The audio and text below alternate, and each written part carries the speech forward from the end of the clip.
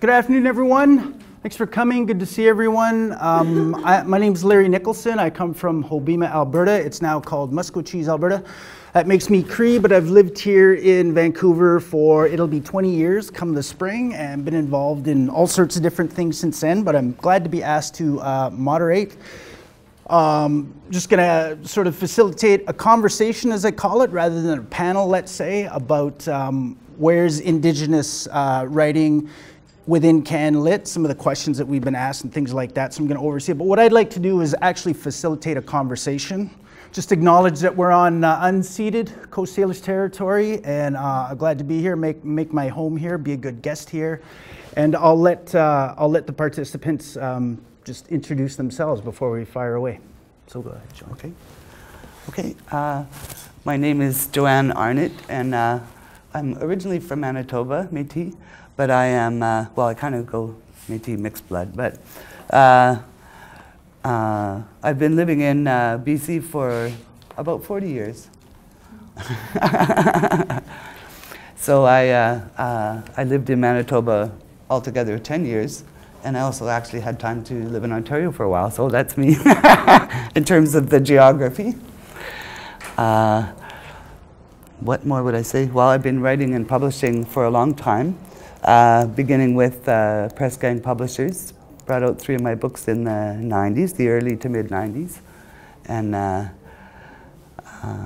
on from there. I'm very happy to see Barb Kuhn here.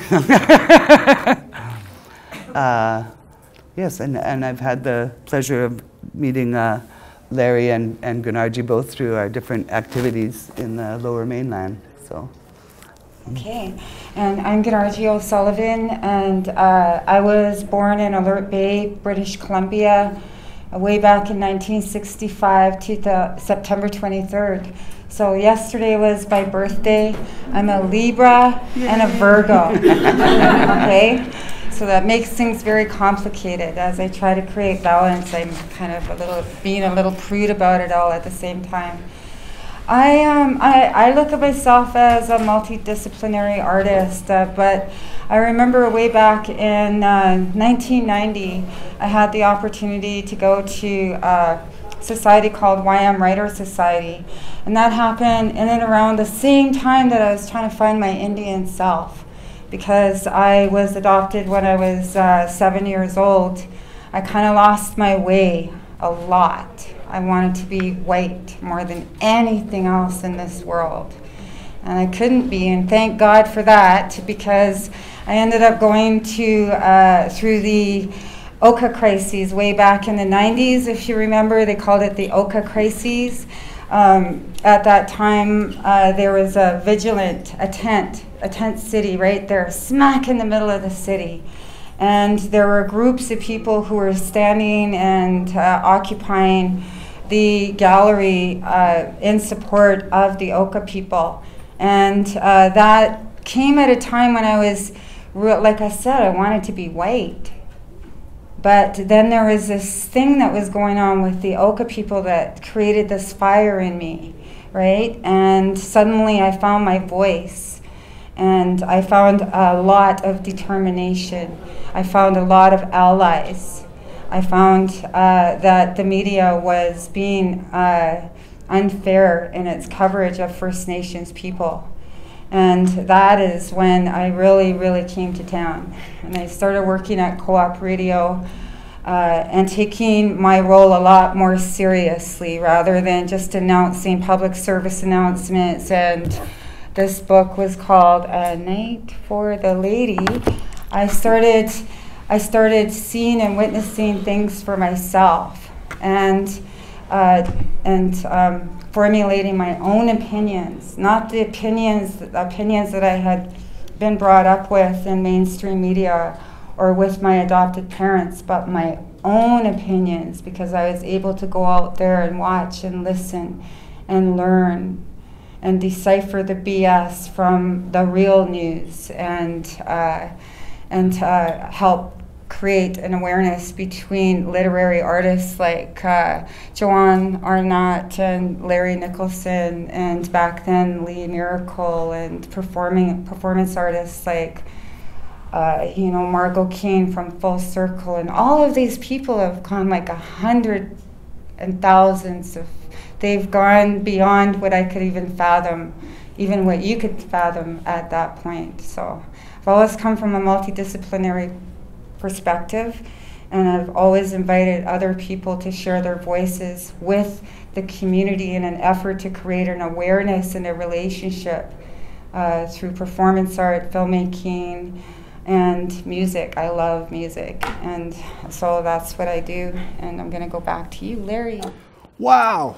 I think you just answered all the questions I had, Gunargie, there. So thank you for that, but I appreciate that. But thanks off the top to Word. They've been doing this for a number of years, and since it was word on the street. And then I guess to the Magazine Association of British Columbia for supporting this particular conversation. And so, like I say, it is a conversation in my mind. So, you know, we were asked by, we're invited to frame our discussion around Indigenous writing, battling within the realm of CanLit. And so, even before the event took place, there was a lot of discussion about that concept or about that conversation topic and all that. So right off the start, I mean, you're a pretty bright audience. I think they can take on a whole bunch, actually, to follow up with what Gunargie said. But you know, some of these things are quite abstract, and so we're going to try and put a few of these things into, you know, I guess, illuminate our reality within some of those constructs and some of those topics. So I guess I would just ask our participants, first of all, what is Indigenous lit to you, or what is, I mean, Gunargie, you spoke really well to what it is that you're doing in terms of self-expression, but how are you using literature to express yourself, or sorry, what does it do for you? Well, okay. Well, you know, I have a bunch of kids, so it was something I could work on at home. I think that, you know, I guess when I would think about literature, it's like, what are the books that, you know, I was exposed to growing up? And, you know, I can't think of any. I'm sure I heard of Pauline Johnson, but I don't think I had any of her books, right? So there's that, wasn't until the 70s when, you know, Maria Campbell and Lee Maracle started publishing, and Daniel David Moses. There were a few others, like Thrasher, Inuit man, Anthony Thrasher. And, you know, so those are all things that started, you know, coming to my attention, you know, after my schooling was done, my formal schooling, right? So how I make space for it, I don't know. I guess I was very lucky in that, you know, I did a couple of creative writing classes, one at college and one at university, where the instructors were very, you know, it's like, CanLit is this wonderful thing. It needs you, they need you, we need you, you know. And I was like, oh, all right. So I actually, you know, plodded along with that for quite a while before I kind of looked around and went, I don't know. They don't seem that enthusiastic. But, you know, the tone was set. Here I am. Yeah. Interesting. So, Gunargie, what about yourself? Because I think you identify less as a literary, you know, as a literary person, let's say. I even find that word hard to say. Literary. Okay, literary. Yeah. I'm literally, you know what, I've always liked poetry, and I guess I've identified it with it as at an early age. I used to write little notes to my mom and dad and draw a little picture and give it to them for birthdays and Christmas and everything. And I met my brother when I was 19, right? He was 23 and I was 19, and he was a poet, and his name was Raymond Williams. And he was the one that told me that I was a poet, because he met my mom and he said, you know, they were talking and she showed him my work. And I go, what work? And he says, your poems. And I go, poems? Like, what are you talking about? And he goes, well, you know those little cards that you made for her birthdays? And she kept them all and she showed them to me. And you're really good at writing. You should pursue that further, you know, and start getting into maybe broadcasting like me, right? Because he was volunteering at Co-op Radio. So for me, it took a lot of listening. I listen and I listen as much as I can. And I take from that what I can remember, what is most important to me. And I kind of weave it into everything I do at a subconscious level. But poetry for me is something that I turn to when I can't turn to anybody else. Good way of putting it. Yeah. Thanks. So then I was thinking about just this morning on the way down, I listened to snippets of Joanne Armstrong, author, activist, poet, and writer extraordinaire from yeah. And it was really, really stirring and really, really thrilling, because what occurred to me listening to that conversation that she was having with another gentleman was the interconnectedness. Now that's a term that gets thrown around a lot, and I love to subvert cliches and stay away from all that kind of stuff. But is there an aspect, or are any of those principles that we think about as Indigenous or inclusive and all that? I mean, are those a part of your are they consciously a part of the work that you do, or how does the work find its way into being? I mean, how conscious are you of, say, these principles or some of these notions of the Indigenous way, let's say? I like to write in a rhythm that I think comes from my people. That's what I like to do. And sometimes that's where I'll find the words and that emotion. I think I have a really strong connection to our songs and our dances. And even the language, even though I can't speak it, I think that it's in my blood. You know, as the song says, there's power in the blood, and I just sort of move from there. And like for us to go, that's how we sound in our big house, right? So it's like multi-layered, a whole bunch of things that all at the same time.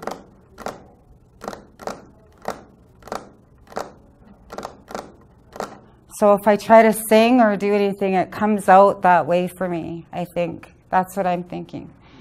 Looking back at my writing, and when I try to sing with other people, they're like, never really can't, but okay, we'll try, right? And then they'll start and try and jam with me. And that's why it sounds different every time I do it, right? Because our oral stories are like that. If we're going to tell you a story, it's going to change.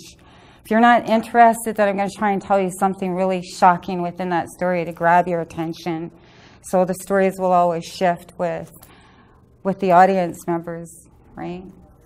Well, that was one question I had for you, was because I know you do storytelling, and wonderful storytelling. Yeah. And is it, like, are all the stories that you tell kind of drawn from the traditions of your nation, or? It's funny you should say that, because I only know 2 oral stories, and they're all about Zuniqua, because I relate to her because she is hungry for the children. And the way I look at Zuniqua is like she is symbolic of the government in some religious sectors, and how they were so hungry and bloodthirsty for our kids. And they took them into these residential schools, into these foster homes, and basically stole from us, stole the children, but they stole the resources. So there's all kinds of stories that relate to Zuniqua that I like to tell. And when I was going to school at the Nicholson Center, you know, they were giving us assignments where they would say, okay, take a legend or a mythical character from your people and integrate it into a story. And then they would give me another assignment to do a mask or something in art, visual art. So I would integrate Zuniqua into that aspect of my work and stuff.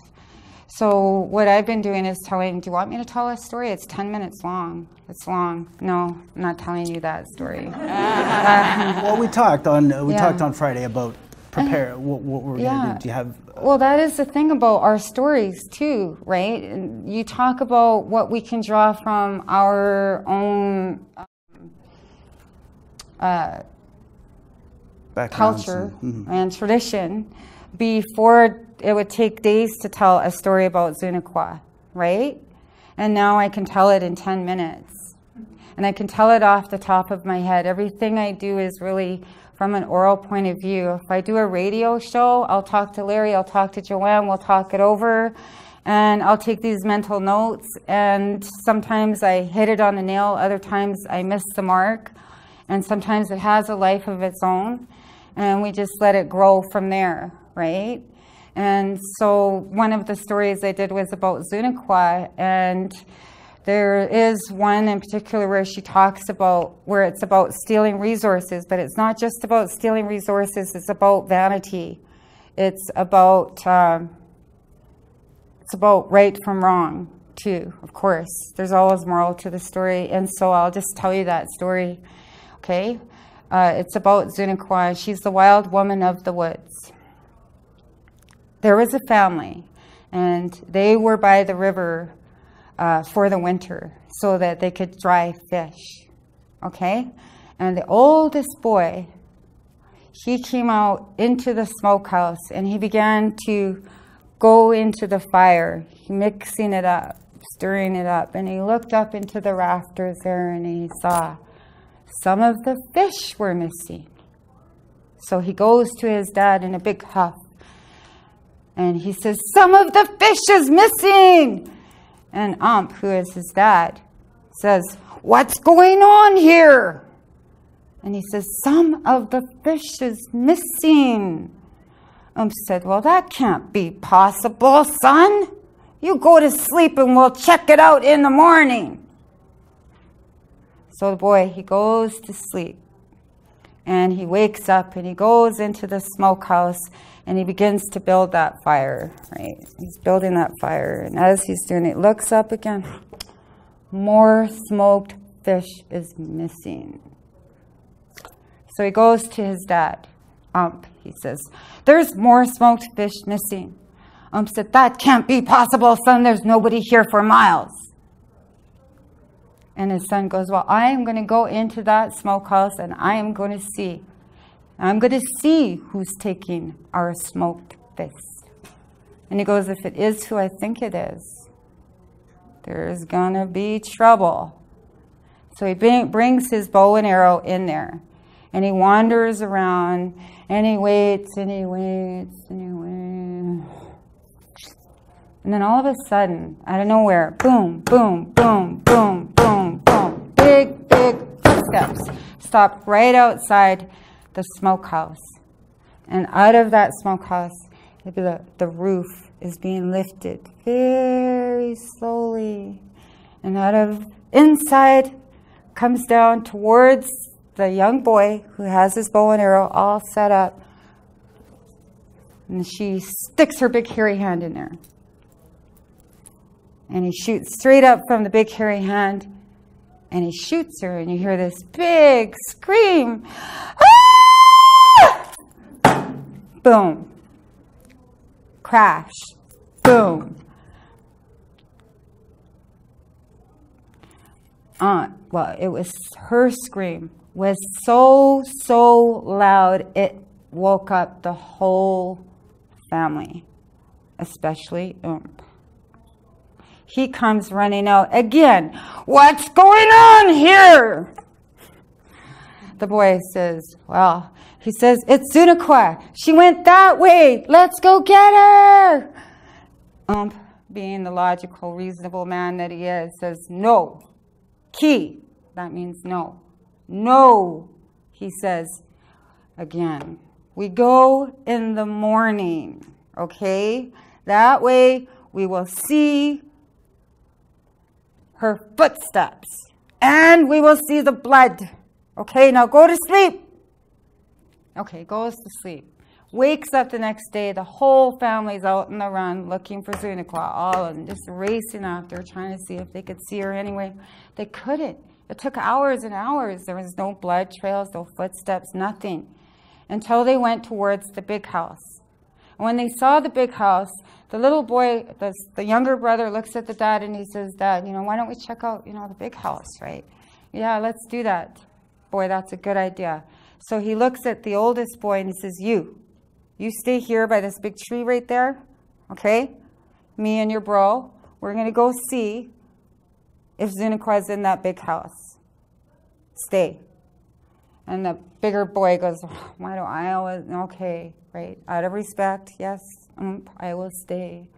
So he stays, but he gets bored once again, right? There's nothing for miles. He can't see a thing. So he decides to climb that tree, right? He climbs up to the top of the tree, gets on a branch, and he looks real carefully to see what he could see. And what do you think he saw? You don't know, do you? Teenage Zuniqua walking out of the big house, carrying a big old water can.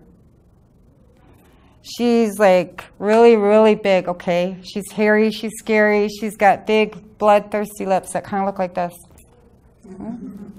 But they're bloodthirsty.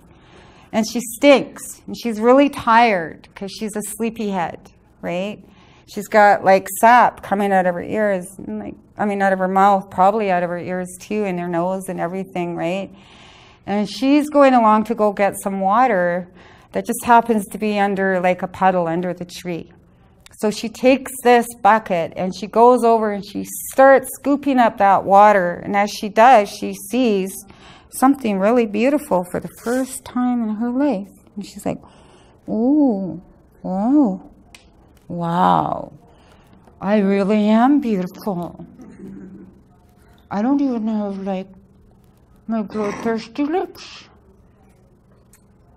And I don't have a unibrow. What happened to my unibrow? Then the boy falls down from the tree.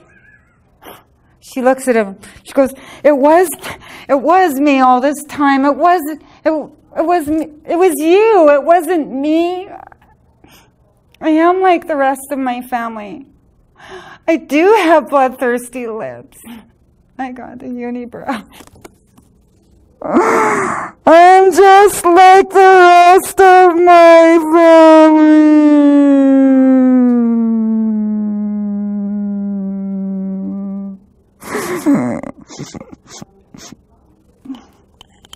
But then she realized that there's more to life than just her. She looked at the boy and she says, you know, my mom, she's in that big house and she's lying and she's hurt and I got to get her some help. Can you help me, please? Could you? I need help. And the boy thinks about it because, you know, he is the one that shot her in the back, right? He goes, well, I'll have to talk to my ump, okay? We'll talk to her and we'll see. Okay, let's both go in there together and we'll see what we can do. So they go into the big house, and sure enough, there's Zuniqua, 6 feet tall, bigger than this building, hairier and scarier than even before, even though she's lying on that ground. So he goes to his ump and he says, she wants me to help her, like, and I don't, what do you think, right? Ump says, son, you do what you gotta do. And he says, okay. So he goes over. He sees Zuniqua lying there. He sees her with the bow and the arrow. He goes over and he takes that bow and arrow and he pulls it straight up. But it won't come out. So he twists it this way, right? No, twist it that way, twist it. Oh, yeah. Well, yeah. And he pulls it out, pop. It's out just like that. And as soon as he does, that told Zuniqua, she's like, oh, I'm all better now. You're so good to me. Thank you. I really, really appreciate what you did. I really, really do. And I want to give you something for helping me out. What do you think I should give him? Huh? What should I give him for helping me? Do you know? Do you have any idea? No? Come on. Think. A fish. A fish. Fish. I like my fish. You know what I could do, though? I could give you my teenage Zuniqua for a marriage. Yeah? Well, the boy, he's just not into that. Key. No. So, the says, well, you know, Zuniqua, my sons, you know, they've already been spoken for. Prearranged marriage, right? We got it all in place. So that's not going to work out. And so, Zuniqua, what else can you give us for saving your life? Let me see. I don't want my daughter, so let me think.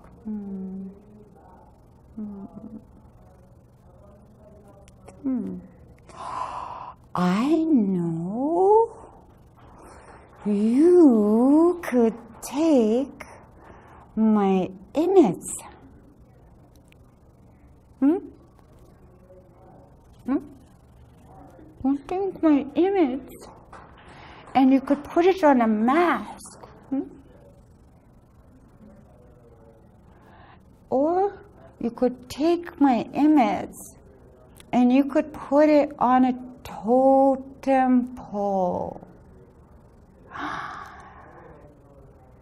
Okay? Wow. The father, he had to think about this. Wow. And he looked at the son. Okay. You think we should, yeah? Okay. Zuniqua. Yes. Yes. Ki means no. Means yes. Yes. We will take your image and we will use your image. And Zuniqua says, yes, but only one thing, okay? If you use my image, that's just for you and you and you, your family, okay? Nobody else can use my image but your family. Unless you give them permission, only then can they use my image. Okay? Okay? Yes?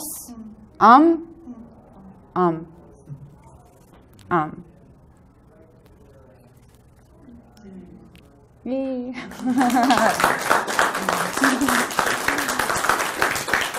I feel a little bit like Kwakwakiwak and Fonzie or something. Or somebody from like Sopranos, right? Okay, you got that? Did you do that one last year at Chicken Sessions? Yeah, Okay. I did actually, and I've done it at a few of the schools in Surrey. I usually, what I did is, because I don't have a traditional sense about me, is when I built my Zuniqua outfit, what I did is I took a piece of a shirt and I cut off the turtleneck and I cut out a little hole for my lips to slipstream. Well, and I put some really red lipstick on and I put I give her a mustache with some sheep's wool and I just pull the ears up here and then I pull a band that's looks like a unibrow. So when I come out as a narrator. I pull it down to here, gives me the unibrow, and then I pull up my turtleneck to give me the lips and the mustache. And then I have a full-on face, and then I just throw on some sheepskin, kind of like a breastplate and leggings. Just tie it all up, and then I go wild. Okay. Oh, well, thanks for that. You're welcome. So, Joanne, you've published 10 or 11, if not 12? No. No? I have 9 books. 9 published. books, Yeah. sorry. So 8 of them I wrote, and one of them was. Are you in series these? You have 2 chapbooks, and you're the editor of one. I was going to do the breakdown, but Yeah. So, given that, Yeah. actually, so why don't you read a piece or two now? Okay. As we're sitting here somehow. Okay, I will. But I did want to respond to your question Sure. a little more. that, because you were asking how we draw on or are influenced by our cultures, and because I grew up in such a assimilated way, with uncertainty about my genealogy, so I have been more exposed to kind of pan-Indian influences, right? So there are, so I know that they've shaped me, but they're also, you know, quite different, right? From like I wouldn't try to tell a traditional story. But right? you might dance a jig. I wouldn't try. Not even in the bathroom, no. But you know, at the same time, all these things that I've learned, you know, I do try to reflect those values and not obviously not offend, right? But I have had times where, you know, where it's like on the one hand, you don't want to be silent of all Indigenous things because you didn't inherit the tradition directly, and then on the other hand, you don't want to, I don't know, presuppose, like be the guy that's not from that family who carves that mask or whatever, right? Oh, okay. So it is a balancing act, and it's something that I try to be conscious of. And well, I'm glad you talked about that, because that is that's one reality for anyone that's in the involved in the, I guess, the mainstream or the settler community, whatever, CanLit. Because you are never going to not offend somebody, and you're never going to be enough this, and you're never going to be enough that for, and oftentimes you're too much of one and too much of the other. So it's, you know, it's a pretty interesting. So, anyways, thank you for that. And why don't you just fire one off? all right. When you say too much of one and too much of the other, are you talking about being too Indian and not enough Indian? Whatever that means to you guys, because I mean, that's why you guys get to sit here and say what that is for you. I mean, initially it was going to be, what is it for? And we could each talk for hours about that, right? Okay, well, I could do that. How do you say that? How do I say that? Yeah. It's Sagitwin. Sagitwin. So that's Elder's voice. This is based on a conversation that I had with Maria Campbell and also with somebody else. Anyways, with a group of writers, and it happened by email, so I was never quite sure how to pronounce that. So it's called Sagitwin, Elder's Voice, with thanks to Maria. When the shouting man emerges over dinner and a child flies up the stairs to safety, the others hunker down in their chairs. When I rise up and work to divert the flow of venom, the words Sagitwin are very far from my mind. Later on, though, the words drift back like a butterfly migration, and I remember to pass them on to you. Slowly, over time, my body unclenches. Her words, just continue writing love poems, roll through me, soothing. She tells us the closest words to love in Cree, Sagitwin, holding each other close, as in kindness, warmth, and safety.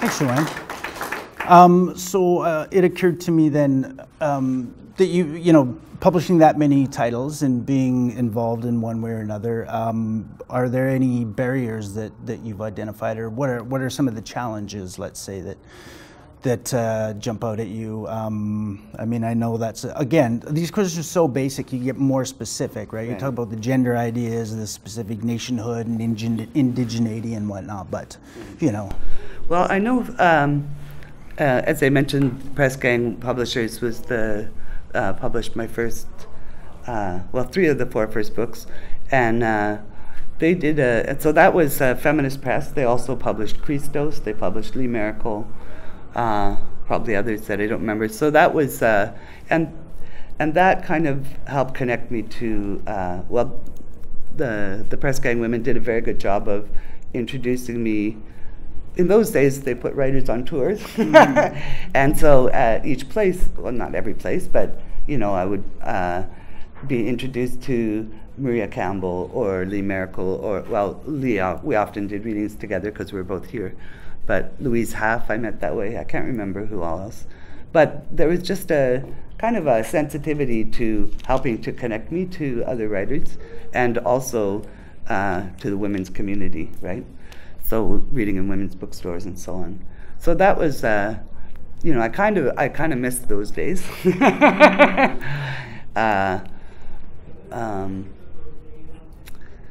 And then, so in this kind of more recent period, like, I don't know when it ended, if it ended, but there were quite a few Indigenous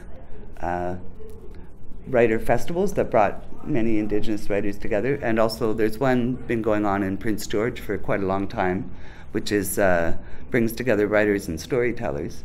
And so those, you know, those were very good for me in terms of, you know, meeting other writers and kind of networking, finding out opportunities, and particularly the storytelling one, because I hadn't been brought up in that way, so I was very paranoid about it. And it's like, I'm there with my book, I'm very texty, you know. It's like, you know, which is kind of hilarious because I have so much song influence, but I still, you know, it's like I'm not spoken word. Anyways, so those are all kind of supportive things. And kind of through the, you know, then we formed the Writers Collective. I don't know how long ago that was, but that was for a while. You know, we were meeting regularly, we were creating events, we created a book, an art show, and, you know, so those were all kind of positives along the way. And I don't know when it happened, you know, probably 1980 or 79, you know, I had a creative writing instructor who told us how to submit work, which you did by mail, right? And so I just started doing that. And it was really hit or miss, right? Whether I would get things or not. Partly, you know, it's like if you mail things away, then you should probably update your address. I was very bad at that, right? A very restless young person. So, so there's, you know, so many things like that. But the, you know, CanLit is very, I think, regional, you know, and I know I've talked to a lot of people like Gary Gottfredson, a lot of other writers who have had that experience where they're known in some places in some ways, but not, you know, across, yeah. So, you know, in terms of getting prizes and so on, it's a good idea to be published in Toronto. But, I don't know. You know, we could go on. I'm sure that there are many difficult, like for myself, because I didn't complete my education, I've been kind of slow at taking on teaching and that kind of thing, but right now I've been editing at Douglas College and looking at teaching in the future. So fantastic. Well, I thought once I saw how it was going to play out today that we'd have Gunargie here and yourself in here and different types of engagement in the expressive arts, let's say. I thought it was really useful to at least give the audience the notion, if they weren't already aware, that, you know, colonialism, the colonial experience isn't set in the past, didn't happen before, it's ongoing.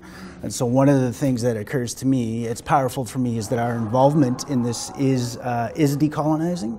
And when I say subversive, I don't mean just on the page, but I mean by coming to places like this, creating space, taking back power in all different ways. And the other one that occurred to me was that that it is a subversive act, I think. And I think when it comes to values and whatnot, that it's infused and it comes out regardless of your background. Or that's the one thing that I've observed being involved in all these places. When I go to events like this, it just comes out. I mean, it comes out from all the participants. They've been cut off from their roots or different levels of involvement, right up to the fluent language speakers, to the really informed political types and all that. It's that values thing that really seems to come out. So is there a quick question or a quick couple of questions that anybody has, or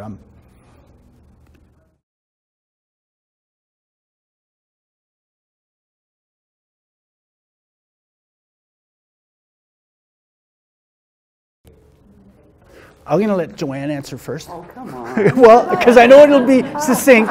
And then if we get Gunargie started, that conversation will have to carry on out of the room, I'm quite sure. I don't know, but I know that there is some talk about Indigenous copyright that you might want to have a look at to get a better perspective on how to go about sharing some of the things that you learn about First Nations people, right? I think that's a really positive thing to do. But be careful that you don't write it as if you are Native yourself. That's always a dangerous kind of area to walk in and things like that. But I think it's important and valuable in the recording of our history and as we build this relationship and awareness with each other. Yeah. In the interest of Will you time, read a poem? Oh, that's okay. I'll read one in the parking lot. No. I love your eulogy poem. Do you memorize your poems at all? No. No? They're just too vast. Do you have anything No, short it's and sweet? we're We're we have done? to go, Are we yeah. really done? I just Yeah. got here.